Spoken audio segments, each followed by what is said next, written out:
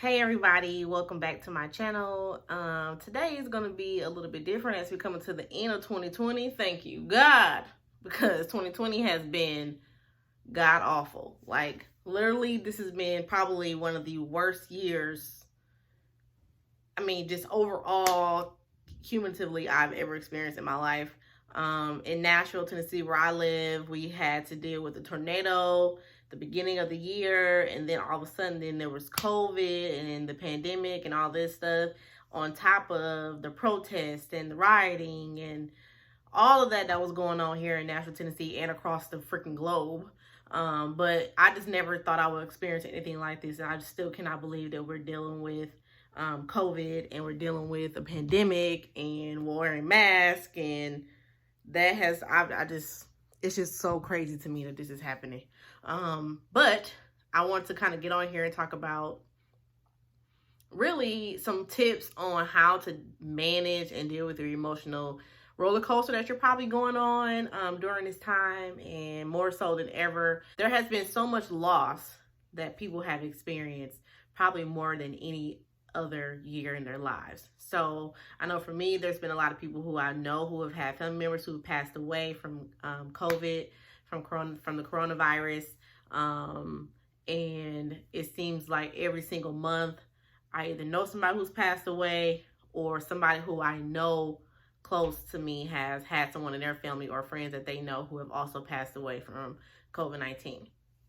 So for one, I know a lot of people have also had a lot of financial loss because of jobs, and a lot of things are closing down, things like that. So luckily for me, my part-time job we only took a break for a short period of time, and then we were able to open back up our sites.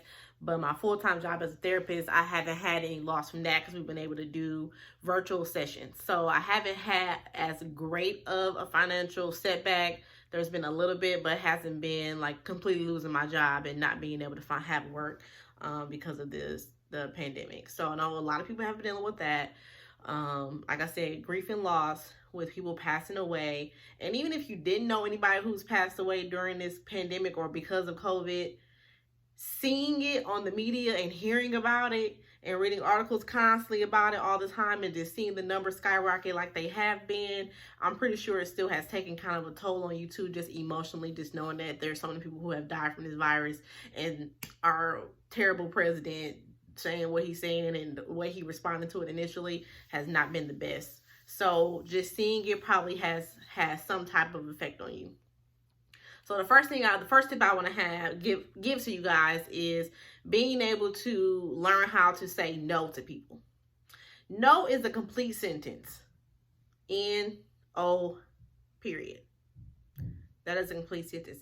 You do not need to explain why you're saying no. You do not need to have come up with a reason on why you cannot do something, why you cannot go someplace, why you cannot help somebody, why, whatever people are asking you. If you do not feel up to it, if you do not want to, if you do not feel like you need to do something to help this other person or go somewhere with someone, it's a pandemic. You can just say no and not have to have a reason behind it. And people need to respect that. So learning to say no. I've learned that setting boundaries with people more so now than ever will set the tone for relationships going forward. So learn to say no and practicing saying no when you feel like you need a break, when you feel like you just want to sit at home and watch TV, and you don't have to have a reason on why you can't do something. I said no because I said it. Okay, so that's tip number 1, saying no. Tip number 2, drinking water. Now, I know this, everybody say, drink water, and I drink plenty of water. I'm pretty sure I'm overhydrated, but I'm saying that because with people being at home all day long, most people being at home all day long, and they feel like they're sitting and they're not doing anything, they're not drinking enough water. When you're out on the go, you may drink more water because you're exerting more energy, which makes you more tired, which makes you more thirsty, which makes you dehydrated, which makes you want to drink water. Being at home, you might not be drinking enough water because you're just sitting. So make sure that you get the half of your weight in ounces at least a day. You can calculate that on your own, okay? Take your body weight, divide 2, drink that amount in ounces, okay? That's number 2, because water helps us with our bodies and cleaning out our bodies and toxins and all that, for For 2, it's going to make sure that we are balancing ourselves and not having so many sweets at home, because we're probably eating things we're not supposed to be eating. So it'll help clean us out, keep us regular, and keep our mind clear. So that's tip number 2, is make sure that you're getting enough water intake, in addition to fiber and vegetables and blah, blah, blah. Tip number 3, which is going to sound contradictory to tip number 2. Do not deprive yourself because you are at home and you feel like, I got quarantine weight. Okay, but everybody is stressed. So if you want to eat them cookies, sis, eat. I mean, it is what it is. Don't deprive yourself just because you feel like you don't want to gain too much weight because you're at home. Which brings me to tip number 4. You still need to be exercising, people. I know in the very beginning of COVID, I go to the YMCA. The YMCA was closed for a long period of time. So I had to do workouts at home. Don't be discouraged just because you're at home. Figure out things in your house that are weighted, are heavy, and you can use those as weights. Improvise. Find a YouTube video, find something online, pop some music on, and work out at home at least 30 minutes a day. Walk around outside. Getting fresh air still is very important. So you could take your kids when they're on breaks from Zoom meetings and school virtual meetings, whatever. When they're on breaks, take your kids outside and run them little suckers to death, because I know they tired of being in the house. You tired looking at them, they tired looking at y'all. So, take your kids outside, play in the backyard, walk around the block, walk in your apartment complex, something, hit some steps, whatever. While you're watching TV, do some squats, over your couch. It's simple things you can do to help get some exercise in on a regular basis. So whatever you are eating, you're kind of still trying to work it off at the same time. So that's tip 4. Tip number 5 is to use your media in the right ways. Social media is not for you to get on and be negative, right? Because everybody's at home, right? So social media is probably at an all-time peak for people to be on their phones, constantly seeing all types of things online about what's going on, the pandemic, protests, all these things, people getting killed all the time, all this stuff. You're probably more likely to scroll more now since you're at home and not as busy hustle and bustle. So do not get on social media and spread negativity. That's all I'm saying about that. You know what I'm talking about. So with that being said, use social media as a way to help you.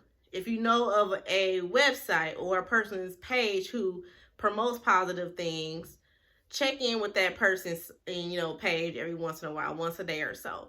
Also, you can use social media to contact family and friends.